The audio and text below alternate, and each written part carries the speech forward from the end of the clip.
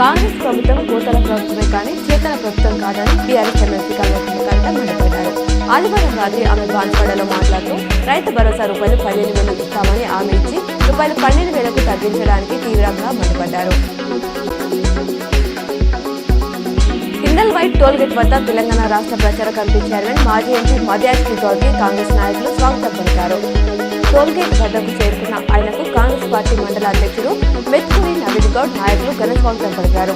ఈ కార్యక్రమంలో Dayakar Goud, Gannaram, kindle white తాండా కార్యకర్తలు బద్దం పాల్గొన్నారు.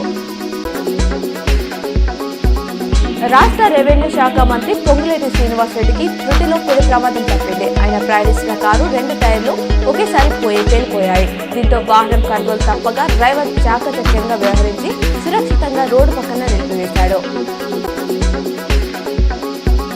నాగర్ కర్నూలు మాజీ ఎంపీ మంద జగన్నాథం మృతి పట్ల బీఆర్ఎస్ ఎమ్మెల్సీ కవిత సంతాపం వ్యక్తం చేశారు. వారి కుటుంబ సభ్యులకు తన ప్రగాఢ సానుభూతి తెలిపారు.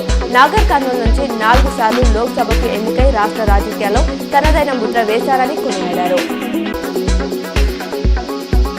తెలుగు రాష్ట్రాల్లో సంక్రాంతి సంబరాలు ప్రారంభమయ్యాయి. ఇవాళ తెల్లవారుజాము నుంచే భోగి మంటలు వేస్తున్నారు. పాత వస్తువులతో మంటలు వేసి తమ బాధలను అగ్నిదేవుడికి సమర్పిస్తున్నారు.